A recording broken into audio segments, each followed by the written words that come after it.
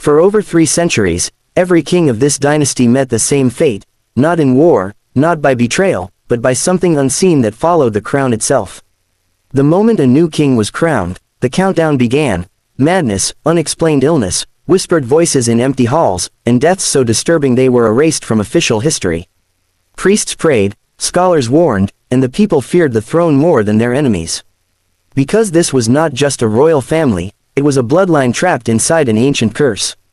If you're drawn to dark royal secrets and true history that feels like horror, subscribe now, because some stories were buried for a reason. The dynasty's story does not begin with glory. It begins with a lie that was powerful enough to reshape history and cruel enough to poison generations yet unborn. Long before the crown became a symbol of legitimacy, it was an object of hunger, taken by force rather than inherited by right. The man who first placed it upon his head was not chosen by destiny. He chose himself. He rose during a time of chaos, when borders shifted like sand and loyalty was bought with blood. He promised order, stability, and peace, but his path to the throne was paved with executions carried out in silence. Rivals disappeared overnight, families accused of treason were erased from records, entire bloodlines vanished without graves. And when at last there was no one left to challenge him, he declared himself king. The coronation was meant to be remembered as the birth of a golden age.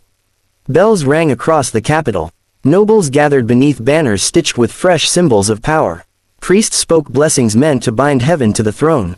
Yet even as the crown was lifted above his head, something shifted in the air. Witnesses later claimed the hall grew unnaturally cold. Candles flickered violently, though no doors were open. And for just a moment, the king hesitated before allowing the crown to touch his skin. That hesitation would be the last moment of peace his bloodline would ever know. Earlier that same day, in a public square far from the celebration, another event unfolded without ceremony. A woman was dragged through the streets in chains. She was old, her hair gray and unkempt, her body thin from imprisonment, yet her eyes were sharp and unsettlingly calm. Some called her a witch. Others called her a seer. Even the clergy feared her, for she was said to possess knowledge older than the kingdom itself.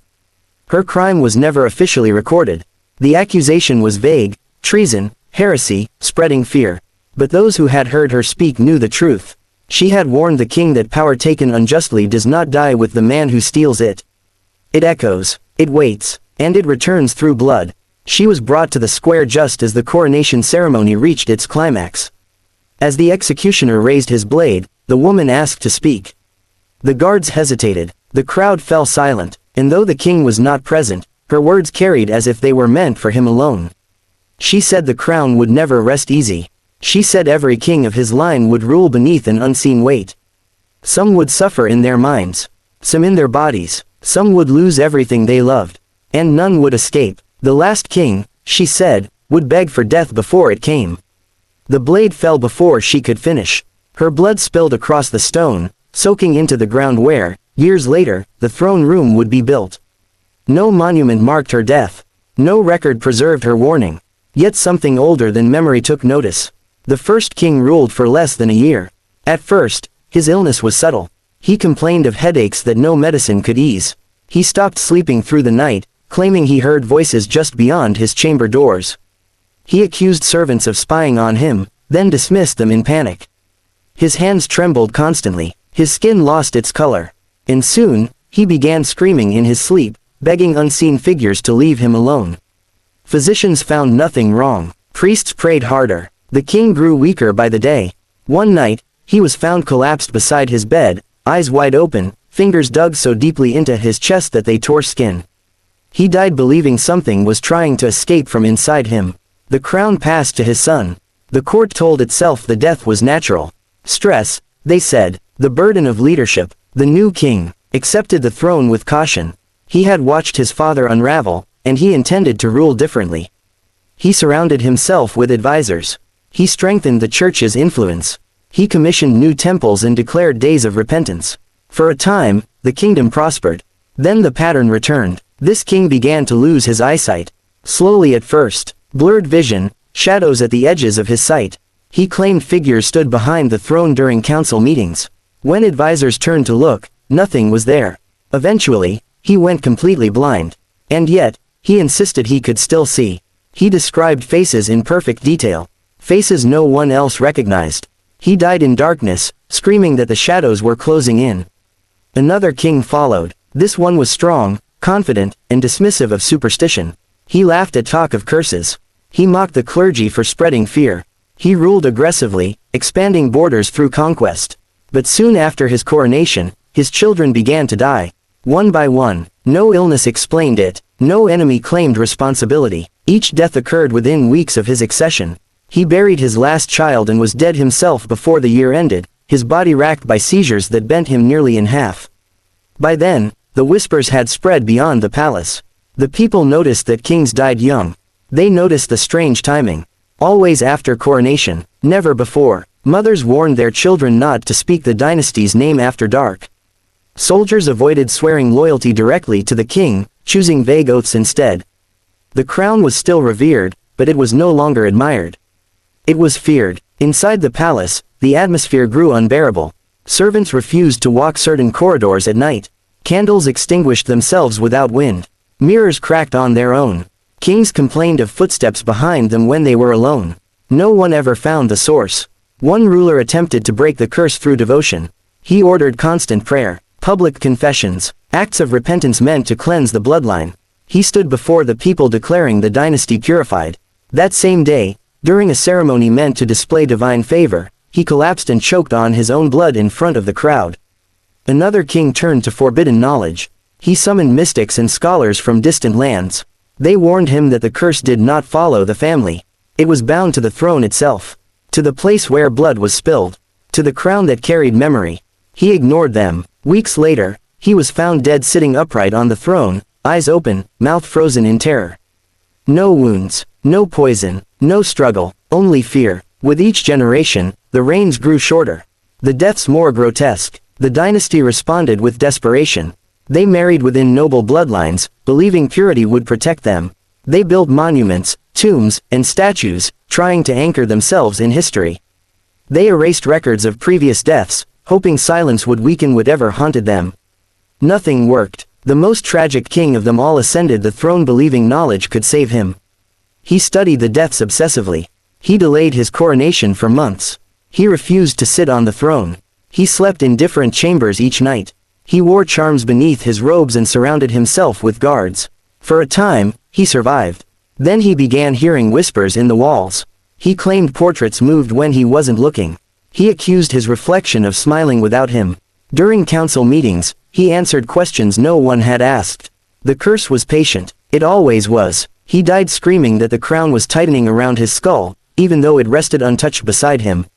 By the time the next heir was crowned, the dynasty was already hollow. Nobles plotted. The church debated whether the bloodline should be ended entirely. The people prayed for the king's death before he even ruled. But curses do not care about politics. They care about time, and the curse was not finished yet, because the most horrifying king had not yet taken the throne. And when he did, the dynasty would finally understand what the warning had truly meant. By the time the next king was crowned, the dynasty no longer inspired loyalty. It inspired endurance. The people no longer asked who would rule, only how long he would last. The palace itself seemed aware of this shift. Walls once polished now bore cracks like veins. Tapestries faded faster than they should have. Even the air felt heavy, as if history itself had settled inside the stone. The new king was young, far younger than any before him. He had grown up watching uncles, cousins, and even his own father die in ways no child should ever witness. From the moment he could understand language, he was taught silence. Never ask questions, never speak of the deaths, never mention the woman in the square, never say the word curse aloud. He learned to smile in public and tremble in private. On the day of his coronation, the bells rang, but they sounded distant, muted, as if the city itself was reluctant to celebrate. When the crown was lifted, the king hesitated. For a moment, his hands shook so violently that attendants feared he might drop it. The crowd watched, breath held, waiting for the same invisible force that had claimed every ruler before him. But nothing happened. The crown touched his head. The king did not scream. He did not collapse. He stood still, eyes open, breathing steadily. Murmurs spread through the hall. Some whispered that the curse had finally broken. Others said it was merely waiting. For months, the king remained alive. This alone was unprecedented. He ruled carefully, almost fearfully. He avoided the throne room at night. He refused to sleep alone. He banned mirrors from his chambers and ordered every candle extinguished before dusk. Servants followed him everywhere, and guards were posted even inside his bedchamber. He did not trust darkness, silence, or solitude. And yet, for a time, nothing happened. The kingdom began to relax. Trade improved. Borders stabilized. People dared to believe that perhaps the horrors of the past were exaggerated. That maybe madness, not magic, had killed the earlier kings. That fear itself had created the pattern. Then the dreams began. The king started waking in the middle of the night, soaked in sweat, gasping for breath. At first, he dismissed them as anxiety. But the dreams were too consistent, too detailed. He dreamed of a woman standing at the foot of his bed, her face half hidden in shadow. He never saw her clearly, yet he knew exactly who she was. She never spoke. She simply watched. Each night, she stood closer. When the king finally mentioned the dreams to his physicians, they offered herbs and tonics. When he told the priests, they increased prayers. But the dreams continued, growing more vivid, more invasive. He began waking with scratches on his arms. His nails were clean. No animals were found in his chambers. Soon, the dreams followed him into waking hours. He saw the woman reflected in windows, in polished armor, in still water. Each time he turned, she was gone. His advisors noticed his attention drifting. He paused mid-sentence, listening to sounds no one else could hear. He asked questions that made no sense, referencing events that had not yet occurred. Then the voices began. At first, they whispered too softly to understand. Then they spoke clearly, calling him by name. They told him things he could not possibly know. Secrets buried in sealed archives. Conversations held behind locked doors. Confessions never written down. The king tried to resist. He ordered historians to bring him records of the dynasty's founding. Much of it had been erased or altered, but fragments remained. Old letters, unofficial journals, court rumors dismissed as superstition. Slowly, a pattern emerged that terrified him. Every king who died had been confronted with the same choice. Each had been offered a chance to escape. In the days before their deaths, each king had isolated themselves. Each had attempted to destroy the crown, the throne, or the bloodline itself. And each had failed, either through fear or loyalty to legacy. The curse did not kill randomly. It tested. The king realized the truth too late. The voices were not threats. They were instructions. They told him the dynasty could end only if the crown was destroyed willingly by a king who accepted his own erasure. Not abdication, not exile, obliteration. The bloodline had to end by choice, not accident. The king hesitated. To destroy the crown would be to erase his name, his family, his history. Everything he had been raised to protect. He told himself he needed time. That perhaps there was another way. That maybe he could outlast the curse. The voices grew louder. The woman in his dreams began speaking at last. She reminded him of the square, of the blood spilled into the stones, of the warning ignored. She told him the curse was not punishment. It was balance, a debt unpaid. The king stopped sleeping entirely. His body weakened. His hands shook. He began bleeding from the nose without warning. His hair thinned rapidly. His skin developed dark patches as if bruised from within. The court watched him decay and understood that time was running out. Desperate, the king summoned scholars, mystics, and exiled monks. One old man, nearly blind, spoke a truth none had dared to voice. The curse was bound not to the family, but to the land itself. The woman had not cursed the dynasty alone. She had anchored her final words into the place where she died. The throne room had been built on her execution ground. Every coronation reopened the wound. The king ordered the throne room sealed. For the first time in history, the crown was moved. The coronation hall was abandoned. Guards sealed the doors with iron and wax. The king ruled from a lesser chamber, hoping distance might weaken the curse. For a brief moment, it seemed to work. The voices faded. The dreams lessened. The king's health stabilized. Then the deaths began elsewhere. Servants collapsed without warning. Guards reported seeing figures walking through sealed corridors. Animals refused to enter certain rooms. The palace itself seemed to reject containment. One night, the king heard screaming. It came from behind the sealed doors of the throne room. No one was supposed to be inside. Against all advice, the king ordered the seals broken. As the doors opened, a wave of cold air flooded the hall. Candles extinguished instantly. The throne sat untouched, yet the floor beneath it was soaked in fresh blood. The king fell to his knees. He finally understood. The curse could not be moved. It could only be finished. The next morning, the king announced his decision. He would end the dynasty. But history would not remember him kindly for what he was about to attempt. And the curse, having waited generations, was not willing to release its final prize without resistance. Because the moment he decided to destroy the crown, the curse changed. It stopped whispering, and began hunting. The moment the king announced his intention to destroy the crown, something in the kingdom shifted. It was subtle at first, like a pressure change before a storm. Birds vanished from the palace grounds. Dogs refused to bark, even the wind seemed to avoid the castle, leaving the air unnaturally still. The king felt it immediately. The silence no longer felt empty. It felt watchful. That very night, the guards outside his chamber were found unconscious, their armor scattered as if ripped away by invisible hands. None of them remembered falling asleep. None recalled being attacked. They only remembered a voice whispering their names in a tone that felt intimate and ancient. Inside his chamber, the king stood alone. He had ordered no guards, no servants, no witnesses. If the curse demanded isolation, he would meet it on its own terms. A single candle burned beside the crown, now resting on a plain wooden table instead of velvet. Stripped of ceremony, it looked smaller than he remembered. Lighter, almost fragile, but the moment his fingers brushed the metal, the room darkened. The candle flame bent sideways, as if pulled by breath that did not exist.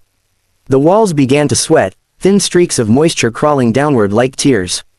The king stepped back as the temperature dropped so sharply that frost formed along the stone floor. Then the voices returned, not whispers this time, they spoke all at once. Hundreds of overlapping echoes filled the room, each one familiar. He recognized his father's voice, his uncle's laughter, the sharp command of a grandfather he had never met. They spoke not in rage, but in pleading desperation. They begged him to stop. They told him he was wrong. That the curse could still be endured. That kings had survived worse. That destruction was betrayal. That he would erase them forever. The king pressed his hands against his ears, but the voices moved inside his skull. Images flooded his mind. Coronations, weddings, victories, moments of pride carefully preserved by history. The curse was showing him everything he would destroy.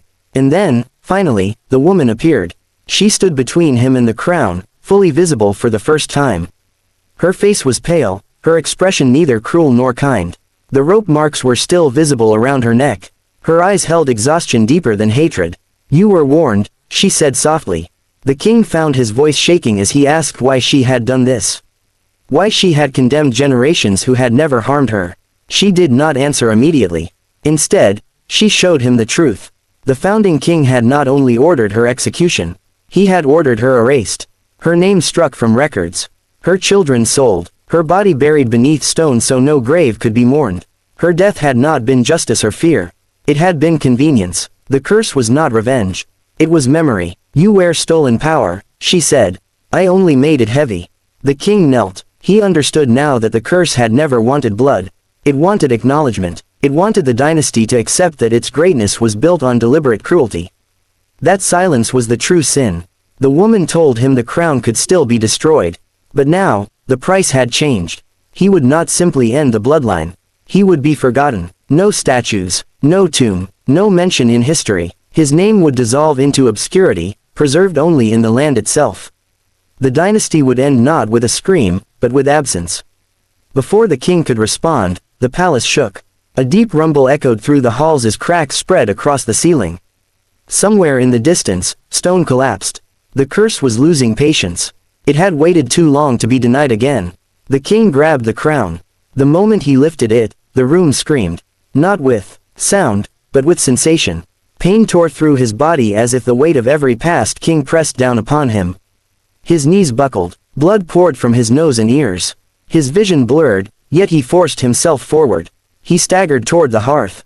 Each step felt like betrayal. Each breath burned. The voices turned vicious. They cursed him. They mocked him. They promised eternal suffering. They told him the dynasty would rise again without him.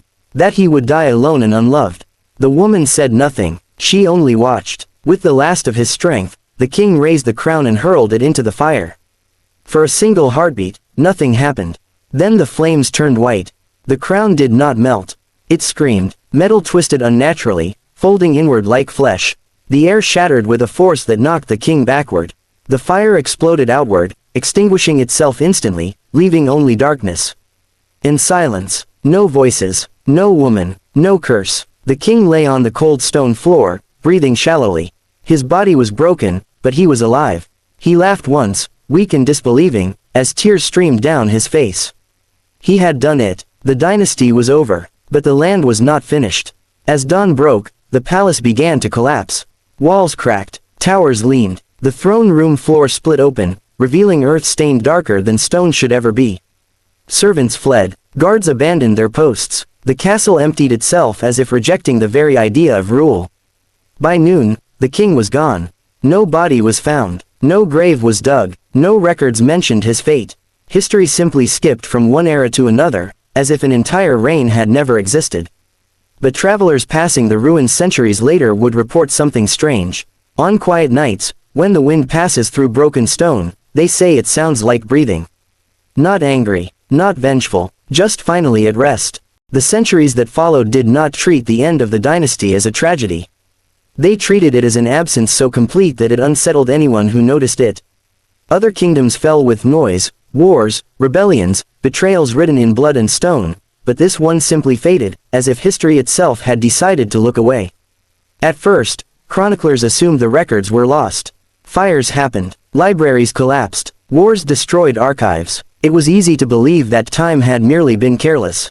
But as scholars compared notes across regions, a strange pattern emerged. Mentions of the dynasty stopped abruptly, mid-sentence in some cases, as if writers themselves had been interrupted.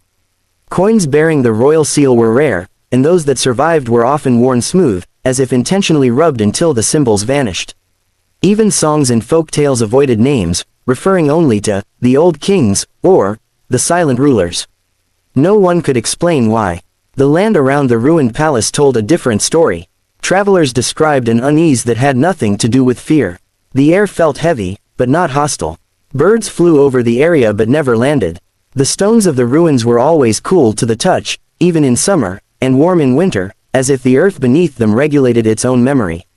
At night, the wind passed through broken arches and collapsed halls, producing a low, steady sound that some compared to breathing, others to a distant chant. Local villagers developed customs they could not explain. They left small offerings at the edge of the ruins, bread, water, flowers, not out of worship, but respect. When asked why, they struggled to answer. Because someone paid a price here, they would say. Or simply, because it feels right. Generations passed, and superstition softened into tradition. Then came the scholars. They arrived with tools, theories, and confidence. They believed the stories were exaggerations, products of ignorance and fear. The first expedition documented the ruins carefully, measuring stones, sketching foundations, cataloging debris. Everything seemed normal, until the third night. That was when the dreams began. Not nightmares, memories. The scholars dreamed of events they had never studied, coronations they had never read about, faces they could describe in perfect detail but could not name. One man woke convinced he had been kneeling on cold stone for hours, begging forgiveness for something he did not remember doing. A woman awoke in tears, repeating a sentence she swore was not her own, "Say her name." They tried to ignore it. On the fifth day, excavation began near what was believed to be the old throne room. As the workers dug deeper, they uncovered a layer of stone darker than the rest, stained in a way no mineral could explain. The moment sunlight touched it, tools shattered. A tremor rippled through the ground, mild but unmistakable. No one was injured, yet every worker stepped back at the same time, seized by the same instinctive certainty. This place did not want to be opened. The expedition leader ordered the dig to continue. That night, he vanished. There were no signs of struggle. His tent was untouched. His journal lay open, the last entry unfinished. The final sentence ended with a single word written over and over again until the ink tore through the page. Enough. The expedition ended quietly the next morning. No official explanation was given. The report cited unstable terrain and structural risk. The documents were filed away, rarely requested, and never debated publicly. Yet something subtle changed after that. In the decades that followed, rulers across the region began to speak differently. Executions became rarer. Public punishments were reconsidered. New laws emphasized remembrance of injustice rather than erasure. It was not compassion born of kindness, it was caution. Every ruler, it seemed, had heard the same unofficial story. A king who chose to disappear. A crown destroyed not by conquest, but consent. A curse that ended not with blood, but acknowledgement. Most dismissed it as metaphor. Some did not. One private letter, written by a monarch centuries later, survived in a sealed archive. It was never meant to be read by anyone else. In it, the ruler confessed to standing alone in his chamber one night, seized by a certainty he could not explain. He wrote that he suddenly understood how fragile power truly was. How easily it could turn into debt. He ended the letter with a line that mirrored the forgotten manuscript found years earlier. Power without memory always returns to collect its cost. No one knew where the idea came from. But the land did. What history never recorded was the final act of the last king, not because it was insignificant, but because it left nothing to record. He did not die in battle. He was not buried beneath stone. He left no descendants to argue over his legacy. He simply stepped out of history's frame. Some believe the land took him. Others believe he walked away, choosing anonymity over remembrance, finally free of a name that had carried too much weight. A few claim that on rare nights, a lone figure can be seen near the ruins at dawn, standing quietly before vanishing into the mist. Not a ghost, not a king, just a man, and the woman. Those who dream of her no longer feel fear. They describe her standing at the edge of the ruins, no rope around her neck, no anger in her eyes. She does not speak, she does not accuse, she only watches, as if ensuring that what was paid is never forgotten. Because the curse was never meant to haunt forever. It was meant to end. It existed because something terrible had been buried instead of faced. Because power had chosen silence over responsibility. The dynasty believed time would erase its sins. Instead, time preserved them. Until one king finally understood that legacy is not measured by how long a name survives, but by what it refuses to confront. That is why no monuments remain. Why no songs praise the dynasty. Why the land itself feels lighter, calmer, resolved. The curse did not vanish. It transformed. It became a warning embedded so deeply into the earth that it no longer needed a voice. And that is the most unsettling part of all. Not that a dynasty fell, but that it ended exactly the way it should have, by being remembered for what it tried hardest to forget. And somewhere, beneath ruined stone and quiet soil, history finally exhaled.